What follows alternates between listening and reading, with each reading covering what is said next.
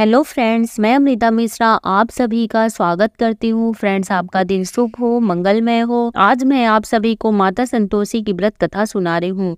शुक्रवार के दिन माँ संतोषी का व्रत पूजन किया जाता है। इस पूजा के दौरान माता की आरती, पूजन तथा अंत में माता की कथा सुनी जाती है। संतोषी माता की व्रत कथा।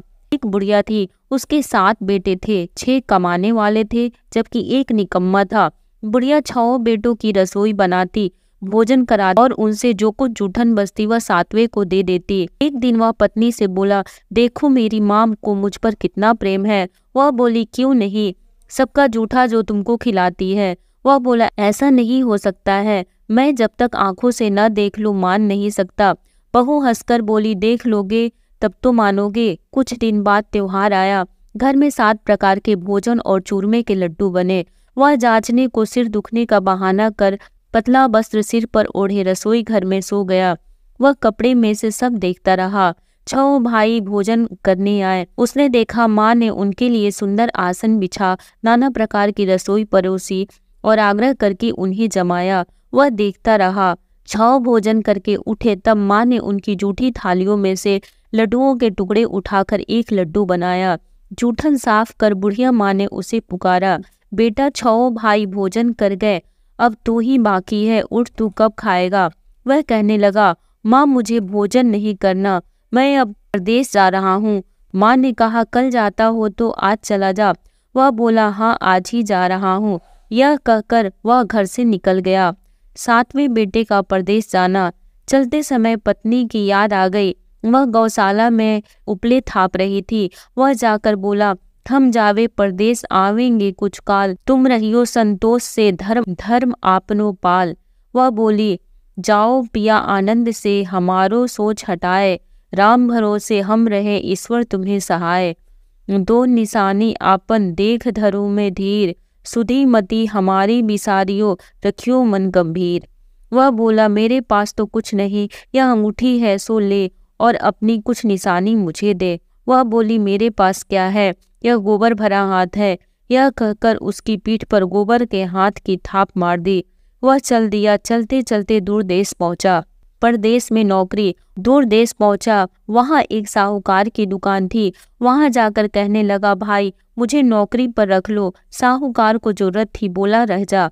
लड़की ने पूछा, तनख्वाह क्या दोगे। साहूकार ने कहा, काम देखकर दाम मिलेंगे। साहूकार की नौकरी मिली। वह सुबह 7 बजे से 10 बजे तक नौकरी बजाने लगा। कुछ दिनों में दुकान का सारा लेन देन, हिसाब किताब, ग्राहकों का माल बेचना, सारा काम करने लगा। साहूकार के 7-8 नौकर थे। वे सब चक्कर खाने लगे। यह तो बहुत होशियार बन गया। सेठ ने भी काम देखा और 3 महीने में ही उसे आधे मुनाफे का हिस्सेदार बना लिया। वह कुछ वर्षों में ही नामी सेठ बन गया और मालिक सारा कारोबार उस पर छोड़कर चला गया। की अनुपस्थिति में सास का अत्याचार। इधर उसकी पत्नी को सास ससुर दुख देने लगे। सारी गृहस्थी का काम करा के उसे लकड़ी लेने के लिए जंगल में भेजते। इस बीच घर के आटे से जो भूसी निकलती उसकी रोटी बनाकर रख दी जाती और फूटे नारियल की नारेली में पानी। एक दिन वह लकड़ी लेने जा रही थी। रास्ते में बहुत सी स्त्रियां संतोषी माता का व्रत करती दिखाई दी। संतोषी माता का व्रत। वह वहां खड़ी होकर सुनने लगी और पूछा, बहनों तुम किस देवता का पूजन करती हो और उसके करने से क्या फल मिलता है। यदि तुम इस व्रत का विधान मुझे समझा कर कहोगे तो मैं भी तुम्हारा बड़ा एहसान मानूंगी। तब उसमें से एक स्त्री बोली, सुनो, यह संतोषी माता का व्रत है। इसके करने से निर्धनता,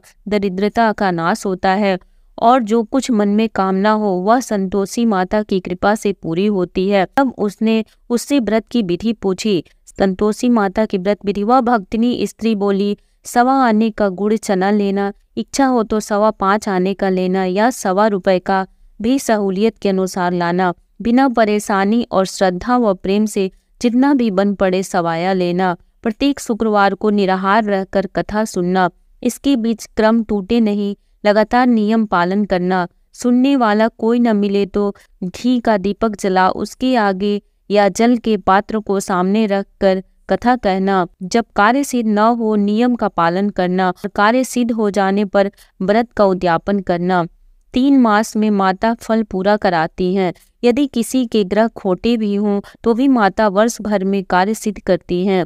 फल सिद्ध होने पर उद्यापन करना चाहिए, बीच में नहीं। उद्यापन में 2.5 सेर आटे का खाजा तथा इसी परिणाम से खीर तथा चने का साग करना, 8 लड़कों को भोजन कराना, जहाँ तक मिले देवर जेठ भाई बंधु के हों, न मिले तो रिश्तेदारों और पास पड़ोसियों को बुलाना, उन्हें भोजन कराए, यथाशक्ति दक्षिणा दे, माता का नियम पूरा करना, उस दिन घर में खटाई न खाना। यह सुन बुढ़िया के लड़के की बहू चल दी। व्रत का प्रण करना और माँ संतोषी का दर्शन देना। रास्ते में लकड़ी के बोझ को बेच दिया और उन पैसों से गुड़ चना ले माता के व्रत की तैयारी कर आगे चली और सामने मंदिर देखकर पूछने लगी, यह मंदिर किसका है? सब कहने लगे संतोषी माता का मंदिर है।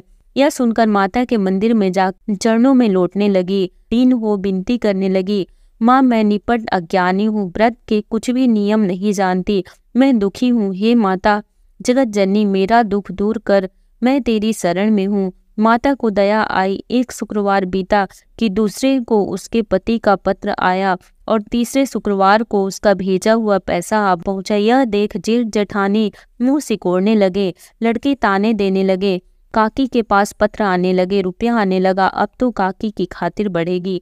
बेचारी सरलता से कहती, भैया कागज आवे रुपया आवे हम सबके लिए अच्छा है। ऐसा कहकर आंखों में आंसू भरकर संतोषी माता के मंदिर में आ मातेश्वरी के चरणों में गिरकर रोने लगी। माँ मैंने तुमसे पैसा कब मांगा है? मुझे पैसे से क्या काम है? मुझे तो अपने सुहाग से काम है। मैं तो अपने स्वामी के दर्शन मांगती हूँ। तब माता ने प्रसन्न होकर कहा, जा बेटी तेरा स्वामी आएगा। यह सुनकर खुशी से बावली होकर घर में जा काम करने लगी। अब संतोषी माँ विचार करने लगी, इस भोली पुत्री को मैंने कह तो दिया कि तेरा पति आएगा, लेकिन कैसे? वह तो इसे स्वप्न में भी याद नहीं करता। उसे याद दिलाने को मुझे ही जाना पड़ेगा। इस तरह माताजी उस बुढ़िया के बेटे के पास जा स्वप्न में प्रकट हो कहने लगी, साहूकार के बेटे सो रहा है या जागता है? वह कहने लगा, माता सोता भी नहीं जागता भी नहीं हूँ, क्यों क्या आज्ञा है? माँ कहने लगी, तेरे घर बार कुछ है कि नहीं? वह बोला, मेरे पास सब कुछ है, माँ बाप है, बहू है, क्या कमी है? माँ बोली, भोले पुत्र तेरी बहू घोर कष्ट उठा रही है, तेरे माँ बाप उसे परेशानी दे रहे हैं, वह तेरे लिए तरस रही है, तू उसकी सुध ले।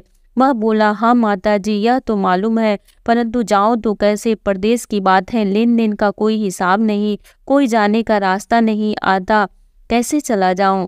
माँ कहने लगी, मेरी बात मान, सवेरे नहा धोकर संतोषी माता का नाम ले, घी का दीपक जला, दंडवत कर दुकान पर जा बैठा। देखते देखते सारा लेन देन छूट जाएगा, जमा का माल बिक जाएगा, सांझ होते होते धन का भारी ढेर लग जाएगा। अब बूढ़े की बात मानकर वह नहा धोकर संतोषी माता को दंडवत घी का दीपक जला दुकान पर जा बैठा। थोड़ी देर में लेने वाले रुपया लाने लगे, लेने वाले हिसाब लेने लगे, नगद दाम दे सौदा करने लगे। शाम तक धन का भारी ढेर लग गया। मन में माता का नाम ले चमत्कार देख प्रसन्न हो घर ले जाने के वास्ते गहना कपड़ा सामान खरीदने लगा। यहाँ काम से निपट तुरंत घर को रवाना हुआ। उधर उसकी पत्नी जंगल में लकड़ी लेने जाती है। लौटते वक्त माता जी के मंदिर में विश्राम करती। वह तो उसके प्रतिदिन रुकने का जो स्थान ठहरा। धूल उड़ती देख वह माता से पूछती है, हे माता यह धूल कैसी उड़ रही है? माता कहती है, हे पुत्री तेरा पति आ रहा है, अब तू ऐसा कर लकड़ियों के 3 बोझ बना ले, एक नदी के किनारे रख और दूसरा मेरे मंदिर पर और तीसरा अपने सिर पर। तेरे पति को लकड़ियों का गट्ठर देख मुंह पैदा होगा, वह यहाँ रुकेगा, नाश्ता पानी खाकर माँ से मिलने जाएगा। तब तू लकड़ियों का बोझ उठाकर जाना और चौक में गट्ठर डालकर जोर से आवाज लगाना, लो सासू जी लकड़ियों का गट्ठर लो, भूसी की रोटी दो, नारियल के खोपड़े में पानी दो, आज मेहमान कौन आया है?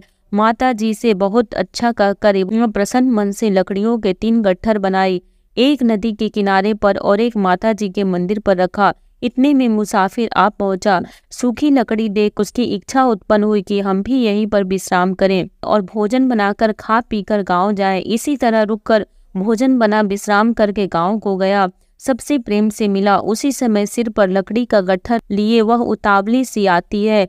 लकड़ियों का भारी बोझ आंगन में डालकर जोर से 3 आवाज देती है, लो सासू जी लकड़ियों का गट्ठर लो, भूसी की रोटी दो, आज मेहमान कौन आया है? यह सुनकर उसकी सास बाहर आकर अपने दिए हुए कष्टों को भुलाने हेतु कहती है, बहू ऐसा क्यों कहती है, तेरा मालिक ही तो आया है। आ बैठ, मीठा भात खा, भोजन कर, कपड़े गहने पहन। उसकी आवाज सुन उसका पति बाहर आता है, अंगूठी देख व्याकुल हो जाता है। माँ से पूछता है, माँ यह कौन है? माँ बोली, बेटा यह तेरी बहू है। जब से तू गया है तब से सारे गांव में भटकती फिरती है, घर का काम काज कुछ करती नहीं, 4 पहर आकर खा जाती है।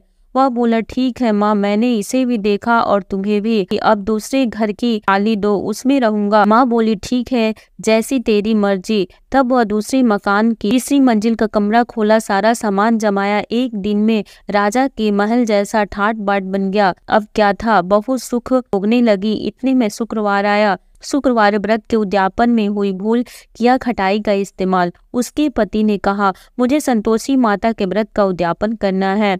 पति बोला, खुशी से कर लो। वह उद्यापन की तैयारी करने लगी। जेठानी के लड़कों को भोजन के लिए कहने लगी।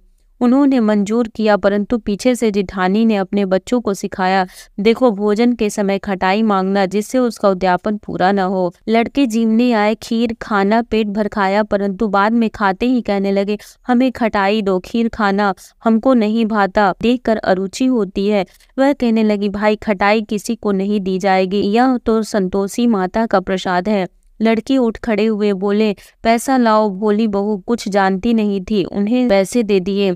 लड़के उसी समय हट करके इमली खटाई ले खाने लगे। यह देखकर बहू पर माता जी ने कोप किया। राजा के दूत उसके पति को पकड़कर ले गए। जेठ जेठानी मन माने वचन कहने लगे, लूट लूट कर धन इकट्ठा कर लाया है, अब सब मालूम पड़ जाएगा, जब जेल की मार खाएगा। बहू से यह सहन नहीं हुआ। माँ संतोषी से मांगी माफी। रोती हुई माता जी के मंदिर गई, कहने लगी, हे माता, हमने क्या किया?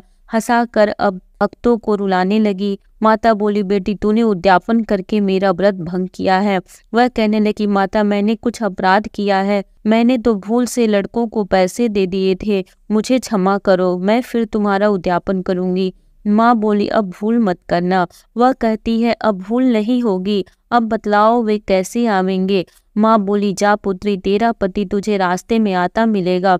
वह निकली, राह में पति आता मिला। वह पूछी, कहाँ गए थे? वह कहने लगा, इतना धन जो कमाया है उसका टैक्स राजा ने मांगा था, वह भरने गया था। वह प्रसन्न हो बोली, भला हुआ, अब घर को चलो। कुछ दिन बाद फिर शुक्रवार आया, फिर किया व्रत का उद्यापन। वह बोली, मुझे फिर माता का उद्यापन करना है। पति ने कहा, करो। बहू फिर जेठ के लड़कों को भोजन को कहने गई। जेठानी ने 1-2 बातें सुनाई और सब लड़कों को सिखाने लगी, तुम सब लोग पहले ही खटाई मांगना। लड़के भोजन से पहले कहने लगे, हमें खीर नहीं खानी, हमारा जी बिगड़ता है, कुछ खटाई खाने को दो। वह बोली, खटाई किसी को नहीं मिलेगी, आना हो तो आओ। वह ब्राह्मण के लड़के लाकर भोजन कराने लगी। यथाशक्ति दक्षिणा की जगह 1-1 फल उन्हें दिया। संतोषी माता प्रसन्न हुई। संतोषी माता का फल, माता की कृपा होती ही 9वें मास में उसके चंद्रमा के समान सुंदर पुत्र प्राप्त हुआ। पुत्र को पाकर प्रतिदिन माता जी की मंदिर को जाने लगी। माँ ने सोचा, यह रोज आती है, आज क्यों नहीं इसके घर चलूं? यह विचार कर माता ने भयानक रूप बनाया। गुड़ चने से सना मुख, ऊपर सूंड के समान होठ, पर मक्खियां भिन भिन कर रही थी। हिली पर पैर रखते ही उसकी सास चिल्लाई, देखो रे, कोई चुड़ैल डाकिनी चली आ रही है, लड़कों इसे भगाओ, नहीं तो किसी को खा जाएगी। लड़के भगाने लगे, चिल्लाकर खिड़की बंद करने लगे। बहू रोशनदान से देख रही थी, प्रसन्नता से पगली बन चिल्लाने लगी, आज मेरी माता जी मेरे घर आए। वह बच्चे को दूध पीने से हटाती है, इतने में सास का क्रोध फट जाता। वह बोली, क्या उतावली हुई है? बच्चे को पटक दिया। इतने में माँ के प्रताप से लड़के ही लड़के नजर आने लगे। वह बोली, माँ मैं जिसका व्रत करती हूँ यह संतोषी माता है। सबने माता जी के चरण पकड़ लिए और विनती कर कहने लगे, हे माता, हम मूर्ख हैं, अज्ञानी हैं, तुम्हारे व्रत की विधि हम नहीं जानते, व्रत भंग कर हमने बड़ा अपराध किया है, जग माता आप हमारा अपराध क्षमा करो। इस प्रकार माता प्रसन्न हुई। बहू को प्रसन्न हो, जैसा फल दिया वैसा माता सबको दे, जो पढ़े उसका मनोरथ पूर्ण हो। बोलो संतोषी माता की जय।